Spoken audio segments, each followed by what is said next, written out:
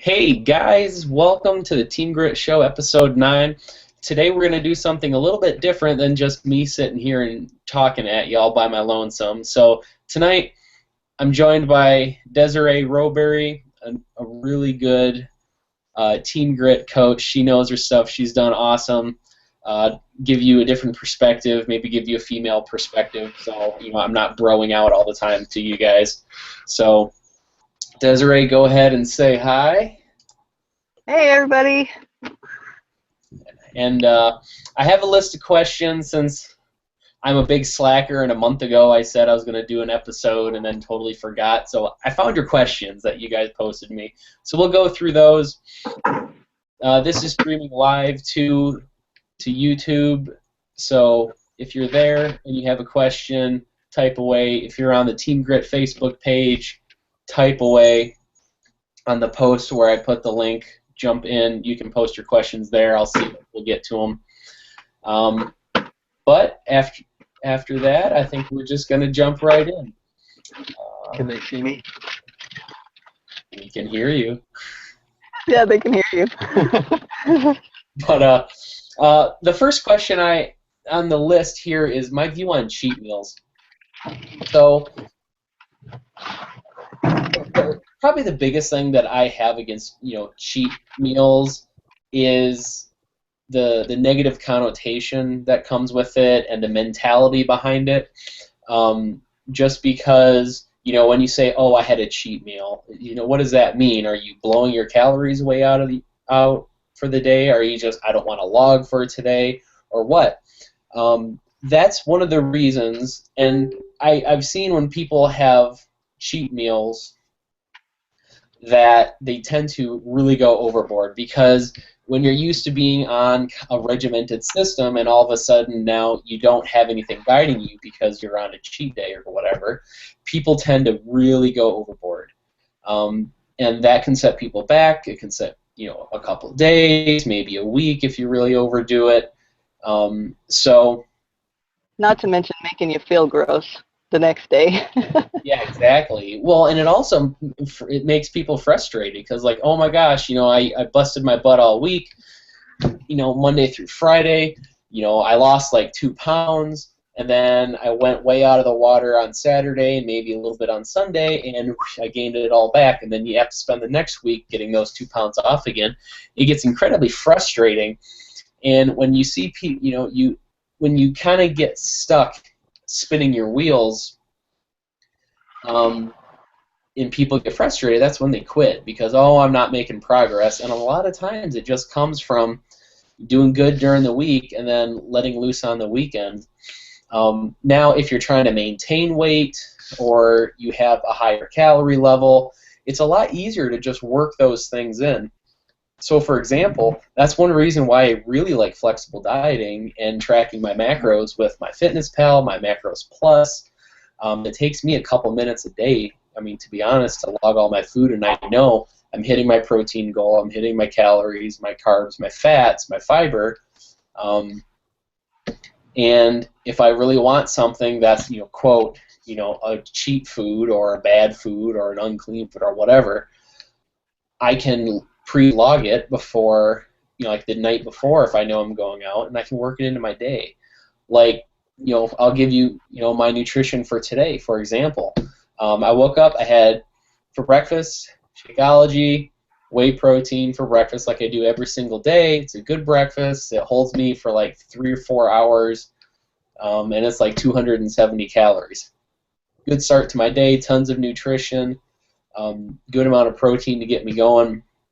I had a really long, hard workout today. I did a P90X3 MMX, MMA-style cardio workout, and then I did deadlifts, and it was like an hour and a half workout, and I was beat. After that, I took a shower, and then I went out with my wife and son. We met a friend. We went to Qdoba, and I had a big chicken fajita burrito, chips, and queso. It was like 1,400 calories. But you know what I did? I had a really small dinner. I grilled some pork loin, I had some cherries, I had a little barbecue sauce. That was it. And I ended up my total calories for the day, 2,050, my goal being 2,000. Now, would you consider what I had for lunch a cheat? Would you? I hit my macros. I got lots of fiber. There were beans. There were vegetables. Yes, it was a lot higher in fat, but my carbohydrate came down for the day to compensate. I was still on goal with all of my things. Would you consider that a cheat? Right? Right. So when It you feels have, like go ahead, Desiree. I was just saying, yeah, it feels like it, but it fits. It fits your calories and your macros, so you're good to go. Exactly. So I wouldn't even consider that cheating at all because I hit every single one of my nutritional goals for the day. I had a great workout. I got tons of fiber. And I had a really good meal that I think is super yummy. And frankly, I just really like Qdoba. And oh my gosh, it's higher in fat. My calories were fine. And the number one most important factor for weight maintenance, weight loss, weight gain, or whatever your goal is overall calorie intake. And I was spot on. So that's the beauty of tracking your macros and flexible dieting. It gives you the option to do that and work it into your day. And I don't even consider that cheating. And there's no reason to feel guilty about it because you planned it, you accounted for it, and good to go. So my view on cheat days is I don't like them just because people get frustrated and they feel guilty and oh my gosh, I had this food or whatever. And I don't think it's a good thing. So I would say track your macros, and if you want a treat food, which I like saying treat instead of cheat, it's a different view on it. Log it in, make it fit, and have fun. It's flexible dieting for the win. Yeah, I agree. I think that that logging your food and just learning how to balance out your calories and your macros based on what kind of treat you want to have is great. That way you don't feel like you're constantly cheating yourself out of the things that you love. You're fitting it in once in a while, and that's what makes flexible dieting great. I personally like the idea of not having to log once in a while and not being anxious about that. Sometimes we take off, go to town, I just want to eat and not worry about logging it. Most of the time I log it, but every once in a while I think I have one of those cheat days where I just don't log my food and just eat stuff, but it's pretty rare and it's not out of control. So I think that if you could do a cheat day that doesn't turn into a cheat week and it works and you're still making progress towards your goals, then go for it. But personally, for me, flexible dieting seems to be easier to enjoy those treat foods. Yeah, I agree. So. And another really cool thing about when you get really good at tracking your nutrition, and you really learn what portions are. So you can go out and if you go to a restaurant or whatever, and you have the same thing all the time. Like, let's be honest, I'm a dude. When I go to a restaurant, I have like a thing I order because that's how I roll, and I pretty much know how many calories that is. So even if I don't even want to log today or this meal or whatever, just if I'm feeling lazy, I can go out and eat, intuitively, but because I've tracked, myself for the last 3.5 years, I can look at that, whatever I'm getting, and say, yeah, it's about that many calories. So I'm a lot better at intuitively eating and staying on my goal. So that's another really good side effect. It's just logging and tracking teaches you, calories and macros even when you quit logging. If you just, I'm going on a science conference next week. I'm probably not going to log, quite a few meals just because they're going to be like banquet dinners and whatnot.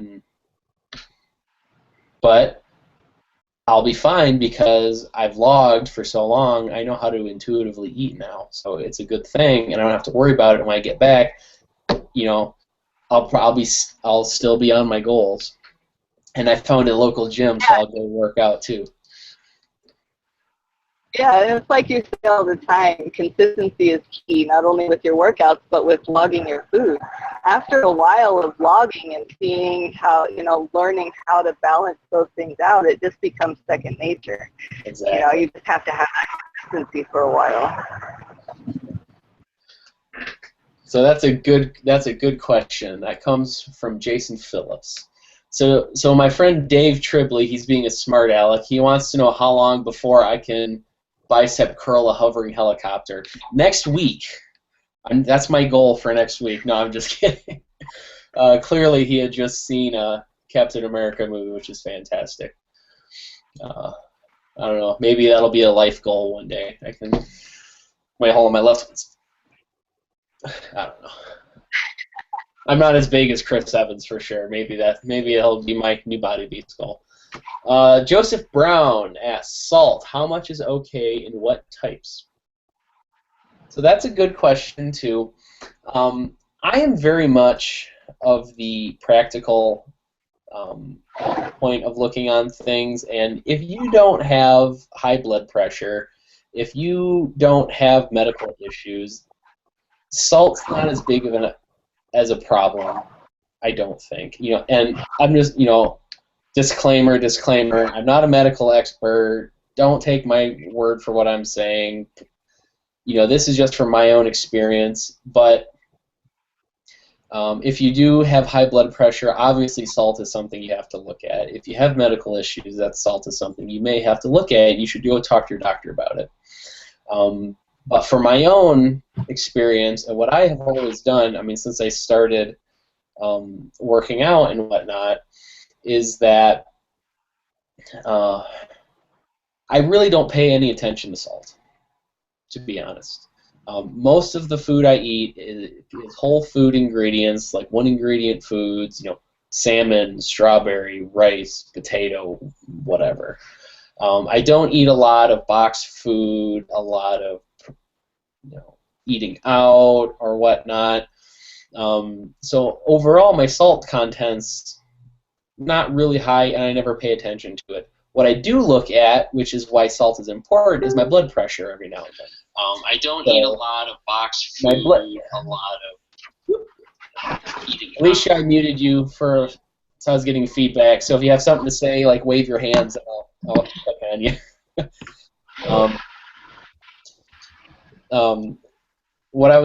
So for salt, what I look at and what's important is my blood pressure. So I have a cuff I look at because when I first started, my blood pressure was getting a little higher, so they cut back salt.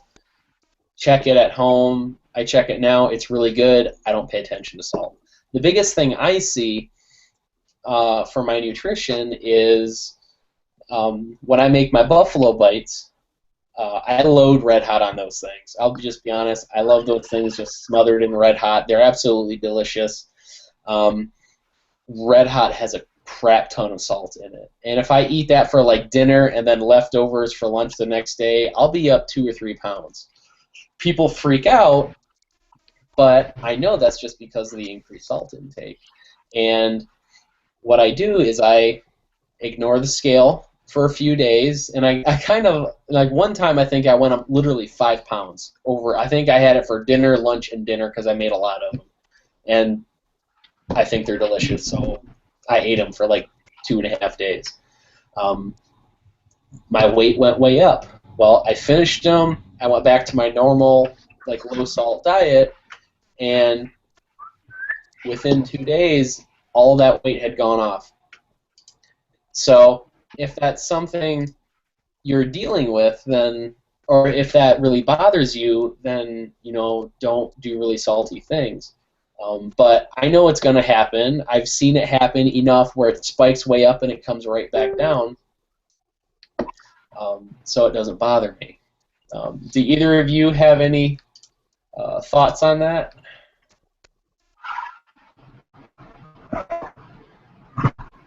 I kind of agree with what you said. I don't really pay much attention to salt either, other than knowing that if I have a lot of it, it's going to cause me a couple extra pounds until it comes back off. Just water retention or whatever it is. Yeah, and that's all it is just water retention. And if you want to get really nerdy and talk about like fluid dynamics, I'm not going to do that. I'm sorry. Essentially, when you have a lot of salt in your diet, it pulls water into your circulatory system, which when you put more volume in it, that's why the pressure goes up. But as soon as, your body doesn't just hold on to excess salt, it excretes it. So after you have it and then your body gets rid of the salt, then the water flushes out and you lose all that weight, which essentially is what's happening. So, if you're healthy, your blood pressure is good, I don't worry about it. If you have high blood pressure, you have medical issues with that, then for sure, please, talk to your doctor about it. They will know what to, have better advice. Don't take me for medical advice. I'm not a medical doctor, any kind of licensed thing for that. But really good question. All right. Constantine gets asked a lot about eating late. Does it matter? Dun, dun, dun. I've heard that one a lot also. All right, so I'll throw a science study at you that my homeboy Lane Norton wrote about, since he has a PhD in nutrition science. Is a really interesting study, and I haven't read the paper yet, but I want to. He was talking about a study looking at eating carbohydrates late in the evening and how it makes you gain body fat, right? That's the typical advice or common knowledge. In this study, they had two groups of people. One group of people, and so both groups of people had the same amount of calories, same amount of macros, protein, carbs, fat. The only difference between the two groups was how they partitioned out the carbs throughout the day. The control group had their carbohydrates spread evenly throughout the day. I mean, they had meals like every 3 hours or whatever, the typical eat healthy to lose weight diet plan, right? The other group had 80% of their carbohydrate intake at like 9 p.m. Like almost all of their carbs for the day really late at night. And I don't remember how many weeks it was, but they let them go for a certain amount of weeks, and what happened? The control group, they were kind of getting hungry, and they made progress and whatnot. But the experimental group that had all their most of their carbohydrates really late lost more body fat, and they felt fuller. Interesting, right? And it was a really good write-up by Lane on this article, and he had better interpretation of it because he did his doctorate in nutritional science, so that's his wheelhouse.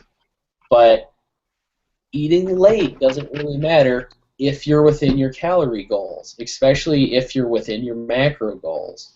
Where people get into trouble with that is, they eat throughout the day, breakfast, lunch, snack, dinner, their calories are done, and they're sitting around the house, and, man, I'm bored. And they end up overeating and going way over on their calories. And that's what makes people gain weight. You can eat late, just if it's within your calorie goal, it doesn't matter. There's also studies out there, comparing, 6 meals a day versus 3 meals a day. And I believe this was a study in rats, so it is incredibly well controlled. They know exactly how much the rat subjects ate, and between 3 meals and 6 meals a day, there was absolutely no difference in body composition change. So, like I always tell you guys with nutrition, the most important thing for you to focus on in the day is your total calorie intake. Are you hitting a calorie goal that helps you make progress at an effective rate?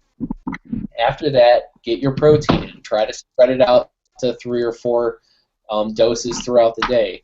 After that, fruits and veggies, get your fiber, get your nutrition in. After that, fill up your carbs and fat with whatever you like. And do that in a way that just fits your schedule the best. For me, I'm kind of a breakfast, lunch, and dinner, and done. Unless I'm at a really high calorie level, if I'm trying to build muscle or whatnot, then I have more room to play or more room to eat in the evening. But, if you're at a lower calorie state, 3 meals and a snack, that's great. If you want 2 meals and a snack, that's great. It's whatever fits your schedule the best, and with whatever you can stick to for appropriate calories and macros, that's where you'll get the best effect. You guys have anything to add to that? Sorry, I missed some of that. I was coming in the house and my dog's distracting me. Yeah. Man, I kind of went off on a rant on that, didn't I, Alicia? Well, I have a question. I've been asked a lot Sure. about this keto diet that they don't need carbs. Ketogenic? Mm-hmm. Yeah. It seems to me that it's kind of like a quick fix. It's not a quick fix. Ketogenic diets are essentially, it's like no carbohydrates and really, really high fat. And I believe it was originally made to help with epilepsy. Because essentially what happens is you're not giving your body any carbohydrates. So what it does is it starts producing what's called ketone bodies, and your body metabolizes that for energy instead of carbohydrates. It's really hard to get into the ketogenic state, and it really sucks. You're going to feel like crap for about 2 weeks, but then when your body switches over to making ketone bodies, you know, people feel better at that point. But going back and forth, you know, you're always in that transition state that really kind of sucks. The main problem I have with ketogenic diets is that it's really, really hard to stick to because it's essentially no carbohydrates. I mean, it's like 80%, 70% fat, as little carb as you can, and the rest protein. Which you get some fruits and like really leafy vegetables, broccoli, kale, things like that, for nutrition. But other than that, no carbs. Just eat protein and fat. As far as I know about ketogenic diets, and there's a good video by Paul Ravella on YouTube about ketogenic diets, so I'd recommend checking that out. He talks about it very well.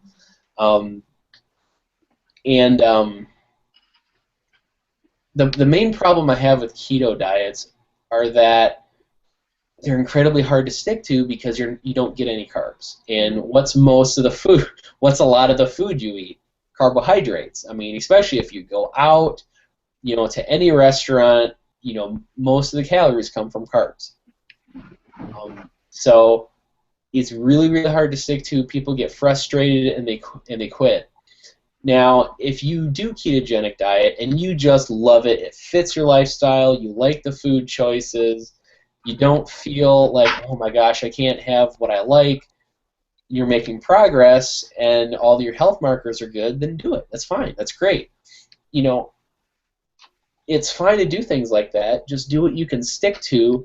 And a good question to ask yourself when you're thinking about how do I want to set up my nutrition is think what I'm doing or think what you're doing and say, can I do this sustainably for the next 5 to 10 years and not get frustrated with it? And I'm not talking calorie deficits. I'm talking like nutritional philosophy, flexible dieting, clean eating, keto, pescatarian, vegan, whatever. Can I make progress? Is it healthy? Can I stick to it? If you can't stick to it for the next 10 years, then you need to change, because if you can't stick to it, you're going to get frustrated, you're going to quit, and you're going to regress. I think that's really great advice, because I was wondering myself about, someone had mentioned the Atkins diet, and I don't really know anything about that, but... Essentially keto, but I think it's a little more carbohydrates than ketogenesis.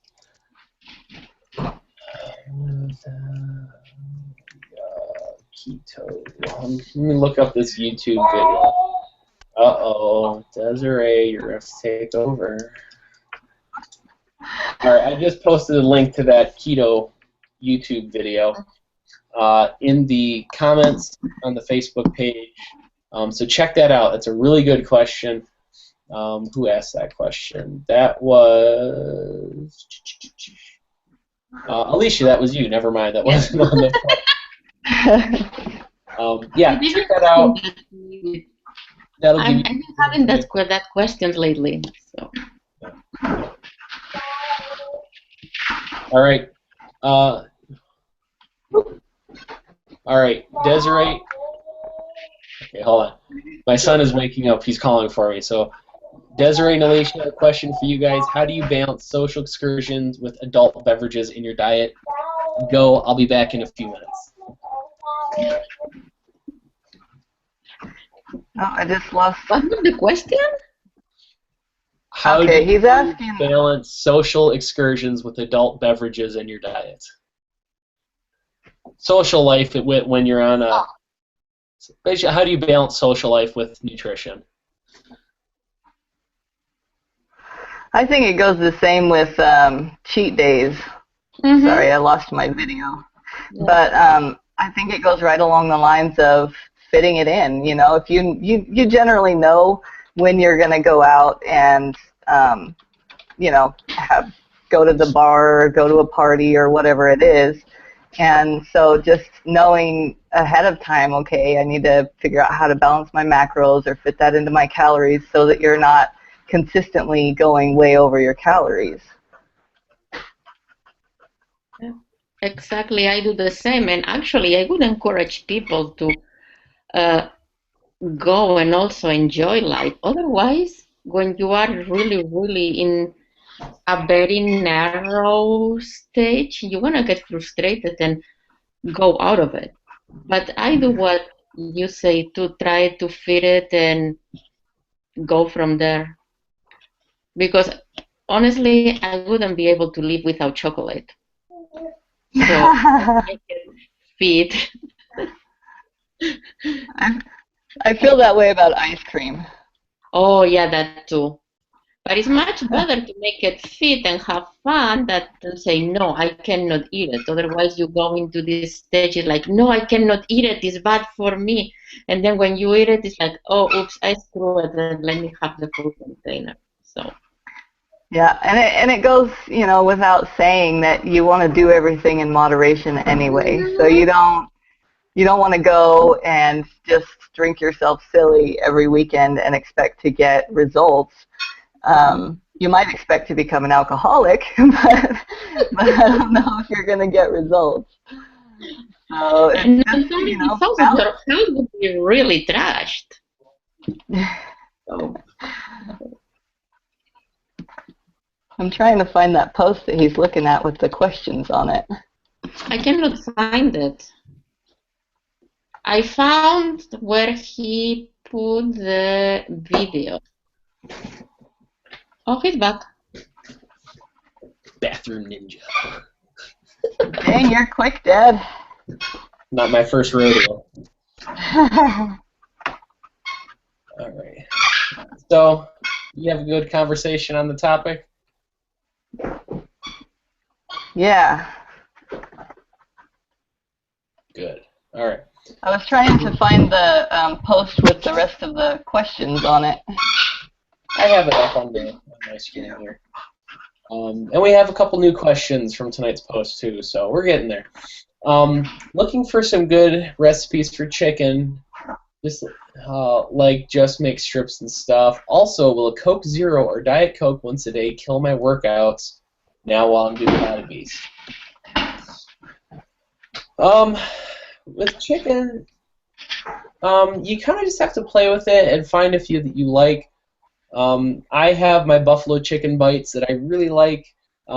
Just take some chicken breasts, skinless, cut them up into small pieces. I take oatmeal, old-fashioned oats, uncooked, grind them up in a food processor or a blender, turn them into oat flour. Coat the chicken on a little bit of Red Hot. Put everything in a bag, mix it, cook, and bake it at 400 for 25 minutes, and then bring it up, toss it up with some more Frank's Red Hot, and it's fantastic. This is like hot wings. It's wonderful. Try some marinades that you like. I do 50-50% Italian dressing, a balsamic vinaigrette dressing.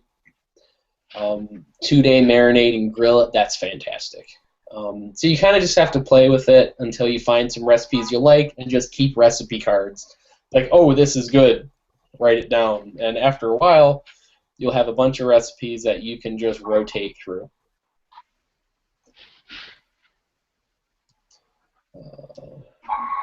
And as for the Coke Zero Diet Coke, you know, to be honest, I still have Diet Cokes.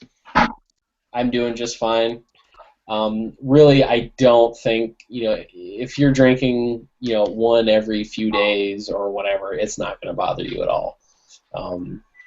So, you know, people like to demonize artificial sweeteners, but, you know, there's not really good research out there on them yet.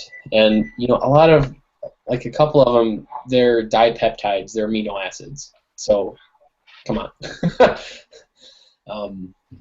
But, you know, everything in moderation. You know, if you like a Diet Coke every now and then, have a Diet Coke.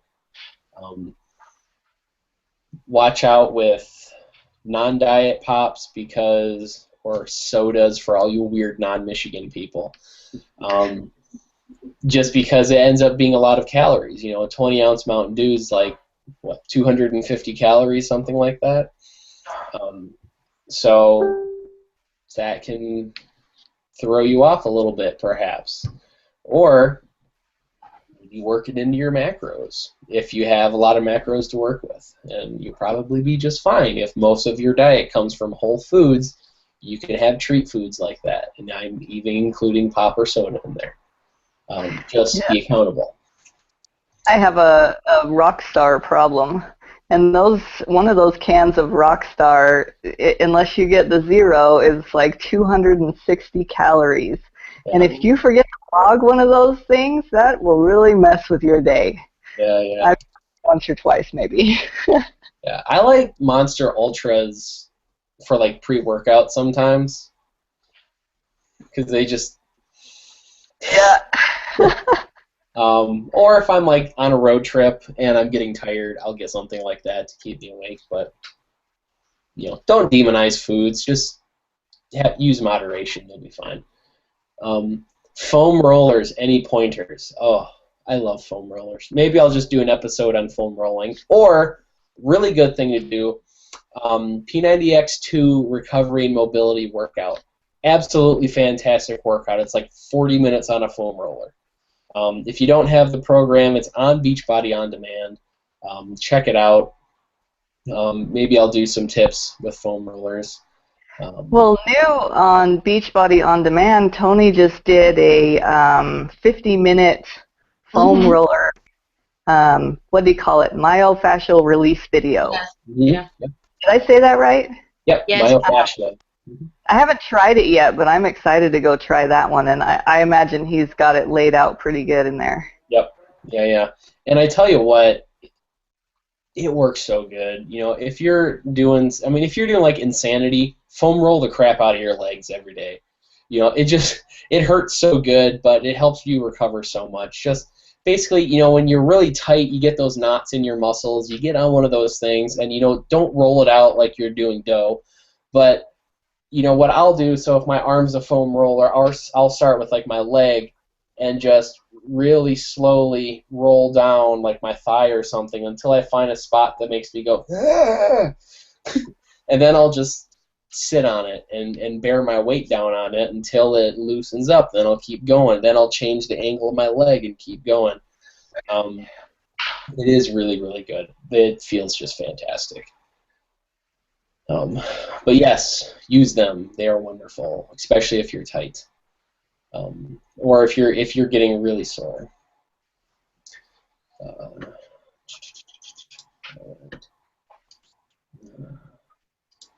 All right. Any kind of good secondhand gym equipment website, you can try Craigslist. That's a good one to look at. You know, it comes with the worries of dealing with Craigslist, of course, but you can get some good deals on Craigslist. There's also some good secondhand athletic equipment stores, like up where I grew up, there's what's called Play It Again Sports. That's good. Just keep your eye out. If there's any local trader sites or whatnot, that's another good thing to look at. How much salt in a day? We already covered that, Joseph. You didn't watch the early episode. I'm just teasing you. We did cover that though, so go back, check it out. Do I find it valuable to tape my workouts and check your form? How often do I do it? The only time I do that is if I'm doing big barbell lifts. So bench press, back squats, front squats, deadlifts, things like that where form becomes very, very important. You know, when I'm doing dumbbell stuff, I don't so much, but working with a barbell, it has taught me proper form. So I don't when I'm doing Beachbody workouts, but if I'm doing something like bench press, I do, because that is bench squat or deadlift, I do, because that's how you can, you know, form becomes very important. You know, when you're like this morning, I was deadlifting 340 pounds. If your form's off, you can hurt yourself. So it becomes good to have, you know, very important to have good form. But, you know, if you're trying to move, and even, you know, go outside of your workout, just, okay, I'm going to try this move, and if you're doing like a bench, you know, barbell press, not barbell, dumbbell press, try it out, video yourself, see how you're doing. But what I will say is, and this is one thing that, you know, I'm good at, is paying attention to my body when I'm doing a move. So I'm always thinking to myself, you know, what muscle am I trying to activate?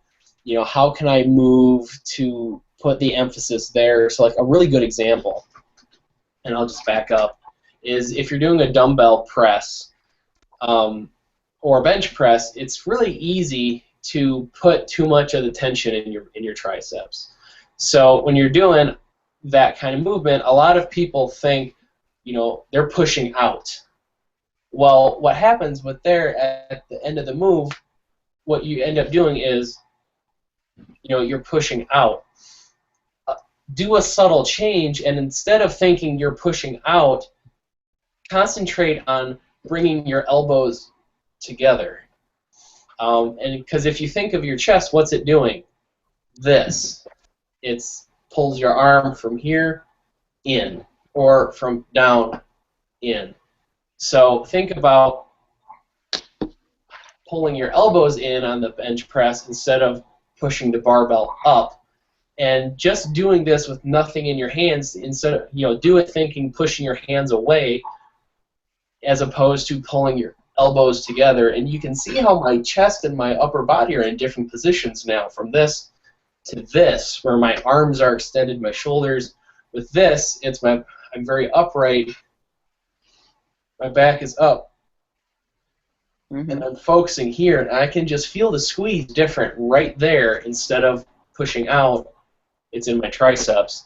So pay attention to your body and what you're doing in the movement, and make sure you're feeling it where you're supposed to feel it. Another good example that I like, and just to do it quick, is like a bent over row. You know, instead of doing this, you know, where you're trying to work your back here, right?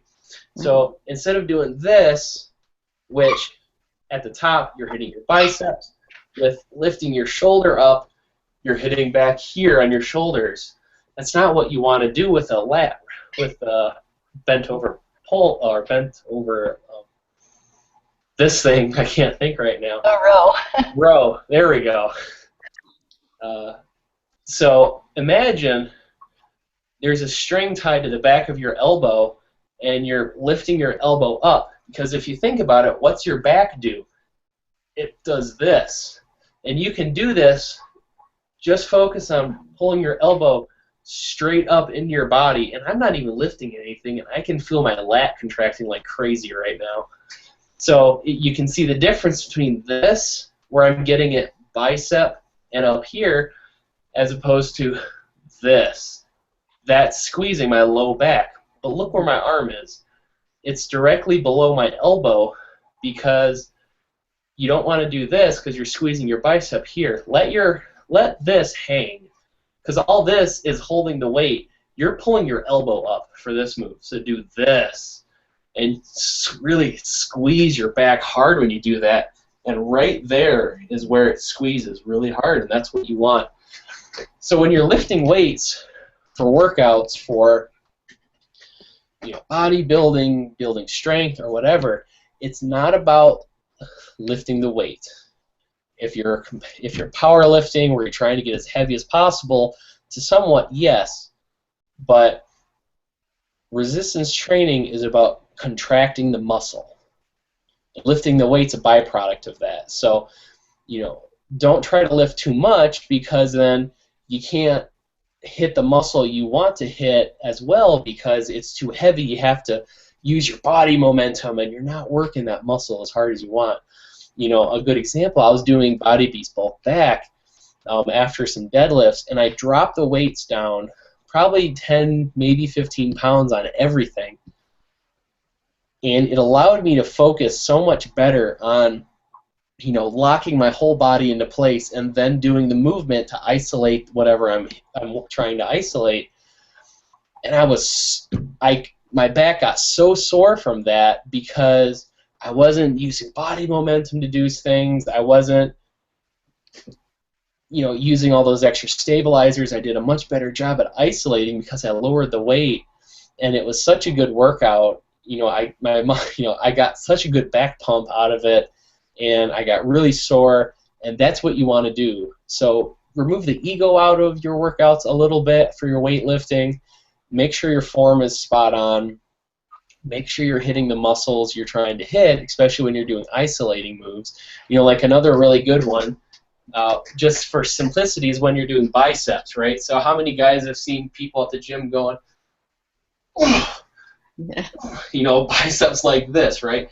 You're not doing any, you're working it, but, when you're doing this, you're throwing the weight up. When you're doing a bicep, elbows all the way down, extend, really slowly, up, down, stop momentum between, curl up, down, stop, go.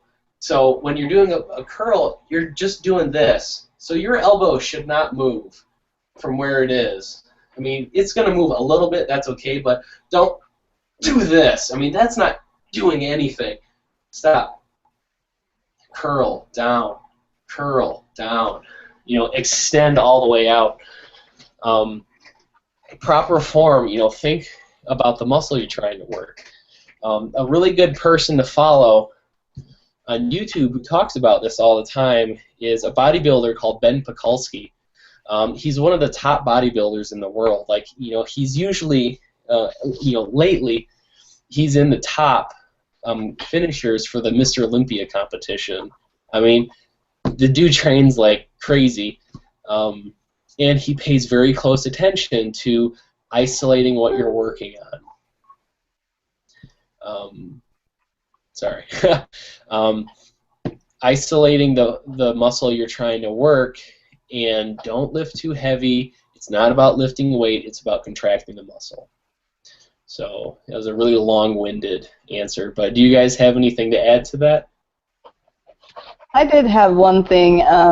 When I work out, I like to use a mirror, and I know that it's not available everywhere you work out, and not everybody has one, but if you can get a mirror and just kind of see what you're doing, make sure that when you're squatting that your body's going back and your knees aren't folding forward and that sort of thing. I think it really helps me a lot to be able to just look and see what I'm doing as I'm doing it. And I know you said you don't make videos and check your form a lot, but I do it pretty frequently, just as I'm learning, just to make sure, like you said, when you're doing a new move or whatever, just to make sure that I'm doing it the way that it looks like they're doing it in the video. So I think that's a pretty good tool to use. Yes, certainly if you're learning something new, it's a good thing to do. I've kind of been forced to learn it with my barbell work, and I video that, and that carries over to a lot of what I do. So that's why I don't do it so much with like Body Beast workouts. But like even today, I was deadlifting. I took video because when I started, with my barbell work, I strained my back twice in 4 months, and that sucked. So, I dropped the weight down because I was trying to progress too quickly from being a beginner, and I strained my back twice, and you know, it was like 2 or 3 weeks each time I couldn't squat or deadlift or anything because it did not feel good. It hurt. But after that, I kept the weight low for like 2 months purposefully and just doing reps and focusing on form. Keep your back straight. You know, engage your lats to keep everything rigid. Breathe deep. You know, keep everything in line. And I just focused on developing good form for 2 months, and I've never had a problem since. And you know, Friday morning I was squatting like sets of 250. Today I was deadlifting 340 for sets. I felt good. I feel confident. Squats still scare me a little bit just because they should scare you a little bit. But I'm confident in deadlifts now. I mean, everything feels tight. I'm not rounding. Everything feels solid. So put in the time to learn, and then it becomes less of an issue. But if you're learning something, yeah, Desiree, you're right. It's a good tool to use.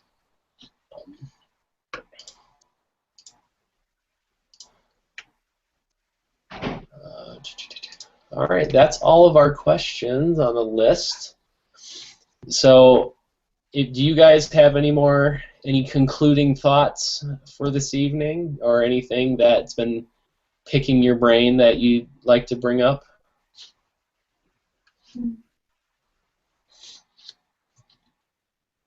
Besides how much Alicia loves her new Mac laptop. I do love it, yes. But it gave me some troubles to get to the call. Yeah. Well, that's Google's fault. Yeah, don't blame it. That's true. All right. Well, thanks you guys for jumping on the call. It's always good to have different perspectives, you know, so it's not just me jibber jabbering at people the whole time.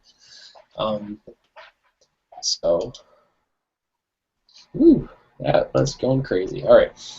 Computer. So, thanks for watching tonight, guys. A little bit of a longer call, but hey, these are fun. Like having conversations with people. So have a great evening and stay on your goals.